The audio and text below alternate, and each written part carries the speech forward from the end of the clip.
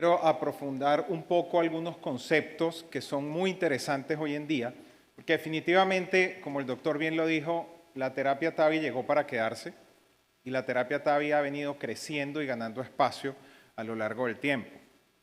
Pero es importante entender, y el doctor también lo comentaba, de que nosotros hoy en día estamos tratando un número creciente de pacientes con una expectativa de vida más larga. Si nosotros recordamos al principio, TAVI era un procedimiento para pacientes inoperables o de muy alto riesgo quirúrgico. Y la mayoría de estos pacientes tenían una expectativa de vida muy corta. Entonces tratábamos el paciente hoy y el paciente fallecía de cualquier otra causa por comorbilidades que no tenía que ver con la prótesis. Pero ya hoy en día eso ha ido modificándose y con la evidencia clínica que ha surgido, tenemos datos muy contundentes que nos han permitido expandir la indicación de TAVI para pacientes más jóvenes y con menor riesgo quirúrgico. Y debemos considerar eso porque al final del día el éxito de un procedimiento TAVI no es hoy, no es el día del procedimiento, no es cuando el paciente sale de la sala de hemodinamia. El éxito del procedimiento va a ser la evolución de ese paciente con esa nueva prótesis y cómo vamos a poder nosotros acompañarlo para mantener calidad de vida y, por supuesto, aumentar la sobrevida. Si vamos a las guías más recientemente publicadas en la Sociedad Europea de Cardiología, hubo un pequeño cambio con relación a las previas, principalmente en relación a la edad. Y observamos ya que el punto de corte se establece en 70 años.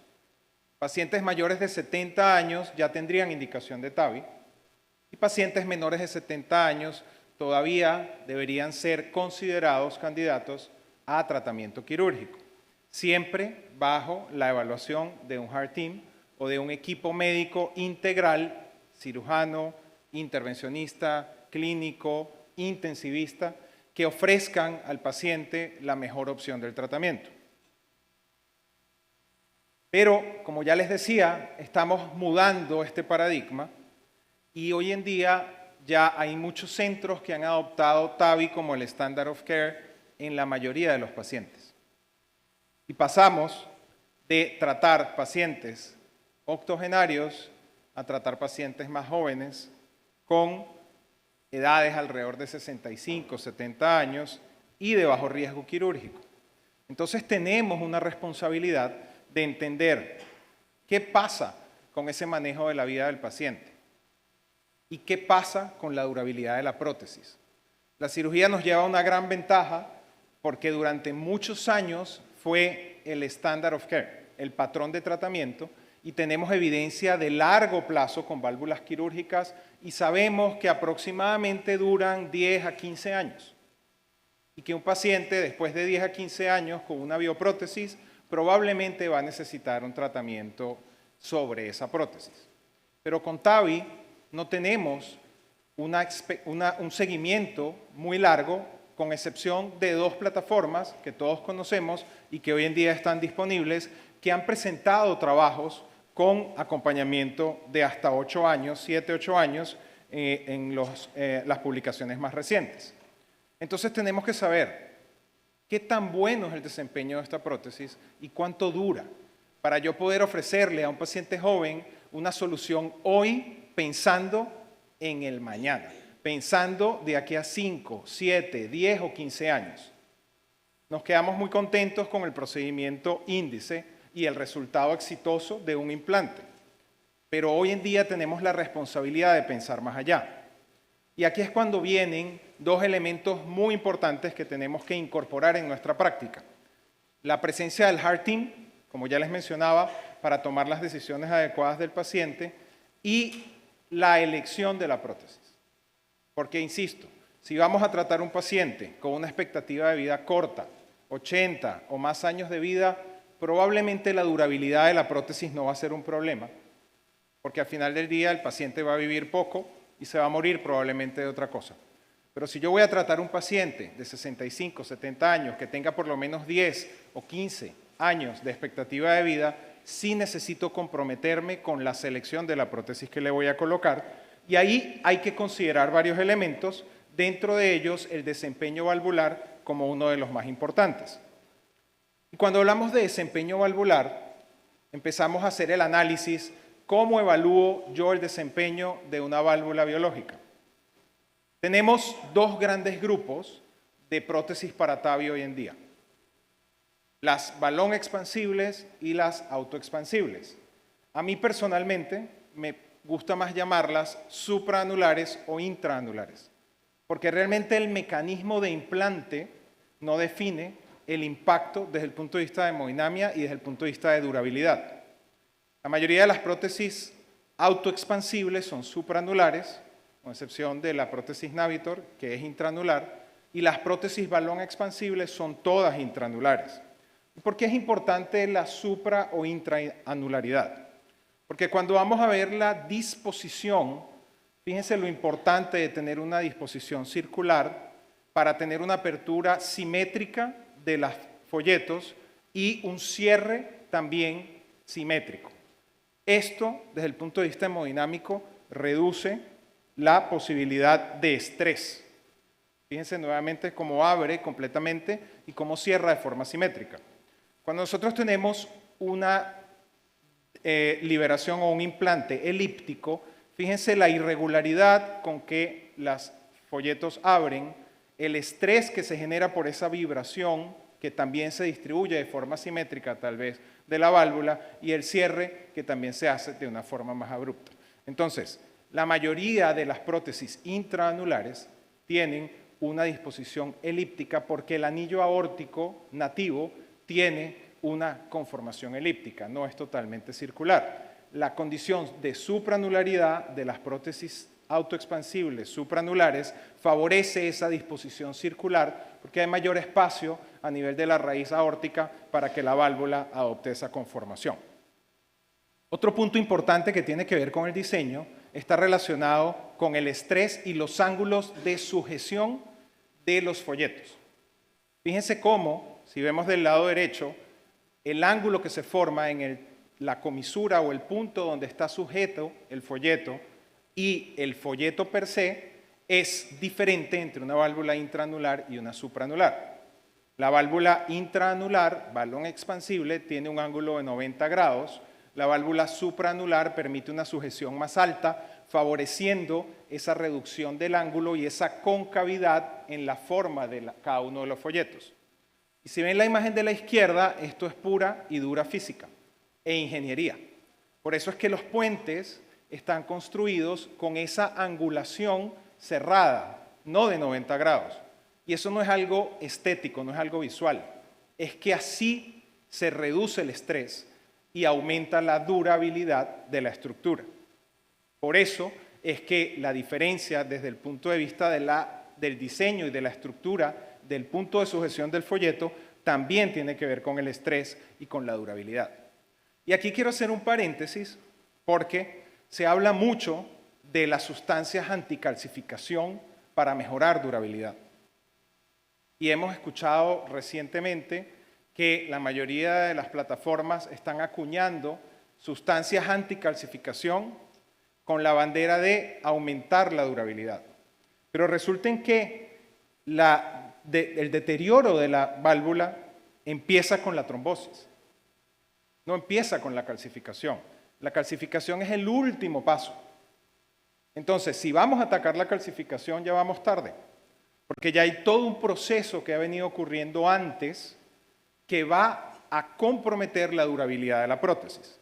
Y por eso es muy importante entender también ¿cuáles son los criterios de disfunción de válvula bioprotésica? Yo sé que todos ustedes conocen los 4 elementos que forman parte de esta definición y fíjense que la trombosis es uno de los elementos adicionales cuando hablamos de disfunción de válvula bioprotésica. El otro punto muy interesante tiene que ver con el deterioro estructural de la válvula. Pero volviendo a la trombosis, me gustaría compartir un concepto que es relativamente nuevo y que habla de el principio en el deterioro de la válvula, la trombosis de los neosenos. Los neosenos es el espacio que se crea entre el frame metálico, la estructura metálica de la prótesis y los nuevos folletos que están dentro de la prótesis que vamos a implantar. Y en ese espacio se forman trombos. Y la trombosis de los neosenos es uno de los primeros mecanismos que empieza a comprometer la durabilidad de nuestra prótesis. Y fíjense qué interesante, en un estudio de bancada, en un artículo publicado hace un par de años, en donde se estudió la distribución y el volumen de trombo de las dos tipos de válvulas TAVI que tenemos hoy en día. Intraanular, balón expansible, y supraanular, autoexpansible. Y fíjense cómo en el caso de la intraanular, el volumen y la distribución de trombos es mucho más amplia que cuando vamos a la prótesis supraanular. Entonces, desde el punto de vista de diseño, pareciera que también hay un beneficio en términos de generación de trombosis cuando hablamos de estos dos tipos de prótesis. Y si vamos al estudio clínico, simplemente un ejemplo, el estudio Landmark, que compara, como ya ustedes bien saben, la prótesis Myval contra un brazo comparador que une Sapien y Evolut en el mismo brazo. Y fíjense que llama la atención que en un año las tasas de trombosis y específicamente las tasas de stroke son mayores en el grupo de la válvula balón expansible intraanular, aunque no alcanza la significancia estadística, pero estamos hablando de un año de seguimiento. Entonces, definitivamente esto se traduce en eventos clínicos y es algo que tenemos que tener en cuenta. Y si vamos a comparar prótesis intraanular con prótesis supraanular, desde el punto de vista de las dos con mayor evidencia a lo largo de la historia de TAVI, tenemos los resultados del SMART Trial a 2 años, en donde fíjense cómo las tasas de trombosis clínica y, de trombosis valvular protésica y de ataque isquémico transitorio son estadísticamente superiores en el grupo de la válvula intraanular, cosa que no nos sorprende por lo que ya hablamos. El mecanismo de trombosis y la condición de la trombosis de los neosenos de las válvulas intraanulares. Otro punto que habla de durabilidad y que es muy importante tener en cuenta tiene que ver con la hemodinamia. Está claramente establecido que disfunción hemodinámica se traduce en desenlaces cardiovasculares e inclusive mortalidad. Y fíjense cómo del lado izquierdo tenemos una evaluación de gradientes medios transvalvulares post-implante de TAVI y del lado derecho tenemos mismatch prótesis paciente o desproporción prótesis paciente y vemos cómo cuando la desproporción es severa o los gradientes están por encima de 20, la mortalidad aumenta de una forma significativa. Y este otro estudio publicado que divide por terciles los gradientes medios obtenidos después de un implante transvalvular nos demuestra que obteniendo gradientes medios por encima de 22.5 milímetros de mercurio, hay un aumento de la mortalidad de hasta 4 veces comparado con válvulas que no tienen gradiente transvalvular. Este metaanálisis evalúa el comportamiento hemodinámico de las 3 prótesis con mayor evidencia en seguimiento en el tiempo, quirúrgicas, Sapien y Evolut, y nos demuestra que el comportamiento hemodinámico de la válvula quirúrgica y de Sapien es muy similar, porque realmente son ambas intraanulares. Cuando observamos el comportamiento hemodinámico de las válvulas supraanulares, nos demuestra que tiene orificios efectivos más amplios y gradientes medios más bajos, y si ven en la parte de abajo, la correlación con deterioro estructural de la válvula queda claramente establecida a favor de las válvulas supraanulares cuando las comparamos tanto con las quirúrgicas como con la válvula intraanular transcatéter. Y nuevamente, otro resultado de un metaanálisis muy elegante publicado en JAMA nos demuestra que independientemente de que evaluemos desenlaces con válvula quirúrgica o con válvula TAVI, si hay disfunción y deterioro estructural de la válvula, hay aumento de mortalidad. Y esto es algo que ya está demostrado. Es algo que hay que tener en cuenta porque hemodinamia tiene impacto significativo no solo en calidad de vida, sino en desenlaces clínicos. Y finalmente, fíjense, este es un estudio que está muy recientemente publicado, también es un metaanálisis, que evaluó seguimiento a largo plazo, con todos los estudios presentados, incluyendo Mundo Real, de pacientes tratados con TAVI y seguimiento hasta 12 años. Fíjense que hasta el 6º, 7º año no hay diferencias en sobrevida, pero a partir del 8º año las curvas se separan y alcanzan una diferencia estadísticamente significativa, favoreciendo la durabilidad y la sobrevida en pacientes tratados con válvula supranular, e inclusive, si hablamos de deterioro estructural específicamente, a partir del año y medio empieza a haber en un estudio landmark y en un análisis landmark una separación de curvas donde la válvula intraanular empieza a tener mayores tasas de deterioro estructural de la válvula al pasar del tiempo. Otro punto importante ya es el punto de vista clínico. Hablamos desde el punto de vista fisiopatológico, hablamos del impacto hemodinámico, de la trombosis. ¿Qué pasa desde el punto de vista clínico?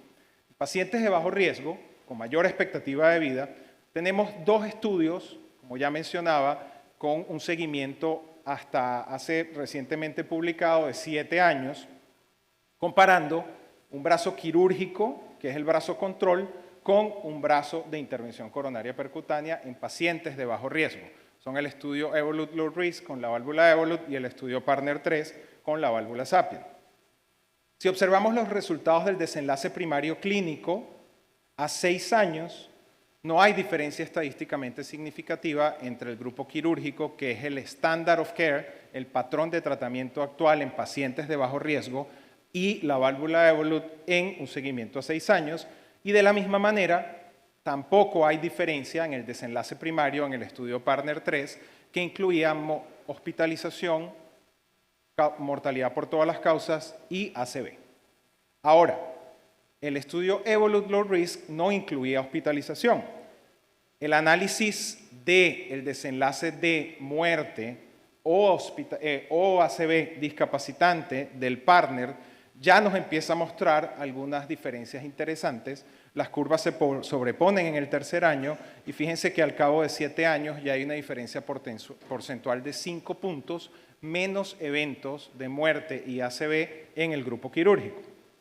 Y aún más interesante, y esto a favor de los cirujanos, cuando nosotros eliminamos el primer año, donde aparece la mayor cantidad de complicaciones relacionadas con la intervención quirúrgica, con la esternotomía, la posibilidad de telectasias, la posibilidad de infecciones de herida operatoria, etcétera, etcétera, y hacemos un análisis a partir del primer año al año 7, aparece una diferencia estadísticamente significativa a favor de la cirugía cuando comparado con la válvula Sapien intraanular, con un aumento del 56% de forma significativa de mortalidad por todas las causas o de ACV discapacitante cuando se trata con una válvula intraanular balón expansible Sapien. Otros desenlaces, volviendo al punto clínico, evaluamos trombosis, evaluamos endocarditis, evaluamos reintervención. El estudio Low Risk resalta hallazgos bastante particulares, un aumento significativo en el número de endocarditis en el brazo quirúrgico y un aumento significativo en el número de reintervenciones en el brazo TAVI. Estos son desenlaces secundarios y hay que tener cuidado porque desenlaces secundarios solo generan hipótesis. No podemos tener una conclusión definitiva con base en estos resultados. Pero fíjense que las tasas de trombosis son muy similares en ambos grupos. Diferente a lo que observamos en el Partner 3, en la última publicación de 7 años, en donde observamos que las tasas de trombosis en la válvula Sapien fueron significativamente mayor, casi 6 veces más que en el grupo quirúrgico. Y eso es algo que, insisto, tiene que ver con diseño, no tiene que ver con anticoagulación, no tiene que ver con antiagregación, tiene que ver con el diseño de la prótesis balón expansible intraanular. Y finalmente, ¿qué pasa con anillos pequeños y mujeres? Que sabemos que es un escenario desafiador. Tratar a una paciente con estenosis aórtica o un paciente con anillo pequeño definitivamente dificulta obtener una hemodinamia apropiada y unos valores óptimos. El estudio SMART, ya lo conocen, es el único estudio aleatorizado entre 2 dispositivos, cabeza a cabeza, no se incluyó la cirugía, fueron solamente 2 dispositivos TAVI, con un codesenlace clínico y un codesenlace hemodinámico. La mayoría de los pacientes de bajo riesgo, el promedio, fíjense, del STS de 3% y una edad de 80 años en promedio. Desenlaces clínicos sin diferencias, esto no nos sorprende, ya vimos que los desenlaces clínicos en los diferentes metaanálisis empiezan a aparecer al cabo de 6, 7 años, 2 años no había ningún tipo de diferencia clínica esperable, pero en el codesenlace primario hemodinámico sí salta a la vista una diferencia muy impactante, con casi 1 de cada 2 pacientes en el grupo de la válvula intraanular SAPIEN con disfunción de válvula bioprotésica por criterios hemodinámicos al transcurso de 2 años. 1 de cada 2 pacientes. Y si nosotros evaluamos el criterio que sea y el concepto que sea de disfunción de válvula bioprotésica, todos cumplen con la significancia estadística, manteniendo esa diferencia que favorece el desempeño hemodinámico de la válvula supraanular. Estos son los cuadros de evolución de área de orificio efectivo y de gradiente medio transvalvular en el transcurso del tiempo. Y fíjense que si recordamos esta gráfica que les presenté hace unos minutos sobre el impacto del gradiente medio en mortalidad, fíjense cómo hay un 20%, 22.7% de pacientes que fueron implantados con la válvula SAPIEN que tuvieron gradiente medio mayor de 20 y sabemos que probablemente en 2 años no va a ser un tiempo para ver impacto clínico, pero estos pacientes a lo largo del tiempo posiblemente están en más riesgo de tener alguna complicación mayor. Entonces, quisiera concluir con algunos mensajes. El primero es que la disfunción de válvula bioprotésica y la degeneración estructural de la válvula tienen impacto clínico. Yo alguna vez escuché por ahí, no es una válvula normofuncionante pero de gradientes altos. Eso no existe. Nosotros no ponemos válvulas para que queden con gradientes altos. No ponemos válvulas para que queden con orificios pequeños. Cuando una válvula tiene un gradiente elevado y tiene un orificio pequeño, es una válvula disfuncionante y eso impacta mortalidad. El segundo punto, siempre recordemos el mismatch prótesis-paciente y aquí simplemente un comentario. Cada vez más los cirujanos son llamados a hacer una cirugía de ampliación de anillo en pacientes con anillos pequeños porque definitivamente el mismatch es algo que impacta en mortalidad y que definitivamente atenta contra los buenos resultados obtenidos en el procedimiento.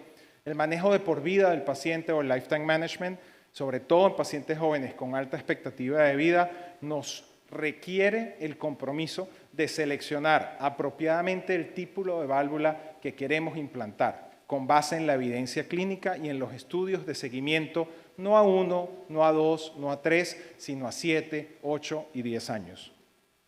La trombosis subclínica, recuerden ese concepto, es uno de los primeros pasos en el deterioro estructural de la válvula y termina comprometiendo la evolución clínica de ese paciente, inclusive asociado a eventos vasculares cerebrales, como se los mostré en el estudio Landmark.